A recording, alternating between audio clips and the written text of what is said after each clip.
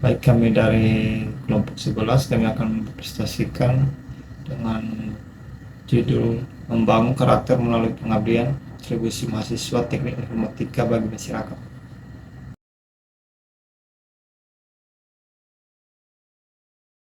Oke, perkenalkan nama saya Arisman Plasalawa, NIM 1524 0910.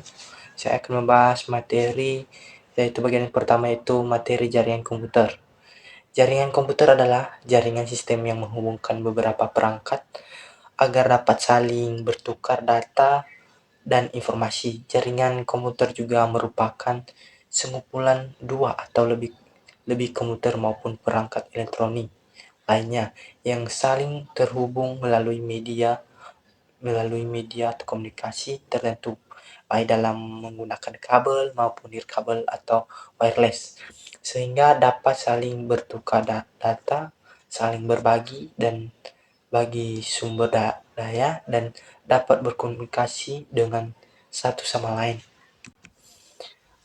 Setelah kita tahu arti penjelasan dari jaringan komputer, kita juga harus tahu apa aja sebenarnya jenis-jenis komputer dan tujuan utama pada jaringan komputer. Jenis-jenis komputer terdapat tiga bagian, yaitu LAN, MAN, dan WAN. LAN ini adalah Local Area Network yang menghubungkan antar uh, sekolah atau rumah. Kalau MAN ini Metropolitan Area Network, yaitu sistem jaringannya yaitu mencakup satu wilayah doang seperti kabupaten itu aja. Kalau MAN ini yaitu Wide Area Network, yang dimana bisa mencakup ke kota lain, ke kota yang satu. Dan tujuan jaringan komputer yaitu ada 4 bagian, yaitu berbagi sumber daya atau resource sharing. Kedua, berbagi data dan informasi. Ketiga, mempermudah komunikasi dan meningkatkan. Membacakan materi Canva. Perkenalkan, nama saya Transmancayan Duru dengan NIM 15240878. Pengertian Canva adalah platform desain grafis berbasis online yang memudahkan pengguna membuat berbagai jenis desain visual secara cepat, praktis, dan profesional dengan bantuan template serta fitur desain yang telah disediakan dengan lengkap.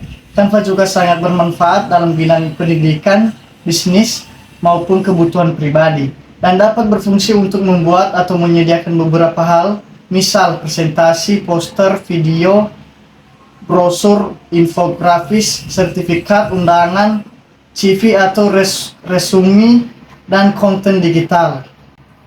Adapun beberapa fitur-fitur yang tersedia dalam sebuah Canva yaitu: 1. Template desain siap dipakai.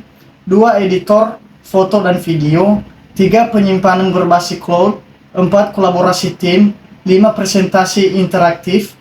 Dan terakhir, AI dan alat bantu desain otomatis. Baik, saya akan melanjutkan penjelasan dari teman saya. Nama saya Yupiter Somia, NIM 1524127. Di sini ada materi Visual Studio Code.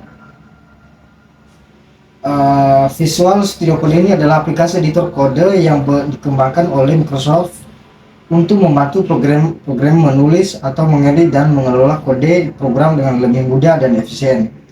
Visual Studio Code ini juga mendukung beberapa bahasa pemrograman seperti Python, Java, JavaScript, PHP, HTML, dan CSS, dan masih banyak lagi bahasa pemrograman lainnya. Aplikasi ini juga dapat digunakan pada sistem operasi Windows, Linux, dan macOS.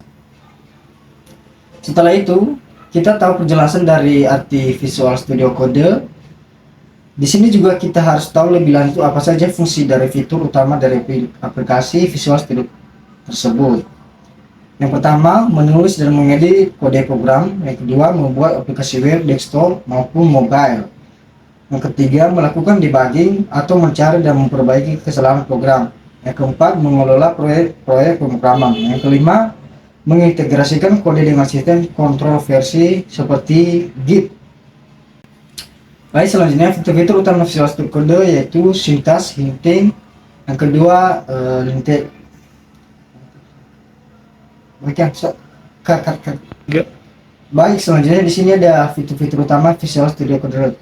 Yang pertama ada sintas linting, yang kedua intelligency, yang ketiga debugging, yang keempat extension atau ekstensi, yang kelima git iteration, yang keenam Perkenalkan, nama saya Marvian Uspiar dengan nomor NIM 15241027.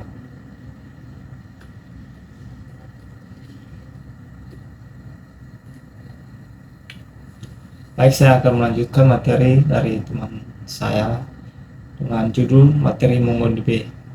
MongoDB adalah sistem manajemen basis data atau database NoSQL yang digunakan untuk menyimpan, mengelola, dan mengolah berbagai data dalam bentuk dokumen. Berbeda dengan database relasional yang menyimpan data dalam bentuk tabel, MongoDB juga menyimpan data dalam format BSON atau binary JSON yang lebih fleksibel dan mudah dikembangkan. Nah, ada pun beberapa fungsi dari MongoDB ini yakni sebagai berikut. 1. Menyimpan data aplikasi. 2. Mengelola data pengguna. 3. Menyimpan informasi transaksi. 4. Mengelola data dalam jumlah besar atau gede.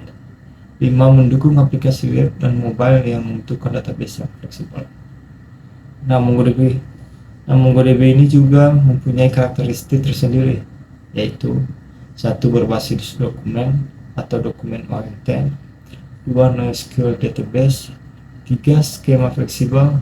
4. Mudah dikembangkan secara scalable. Dan 5. Mempunyai performa tinggi.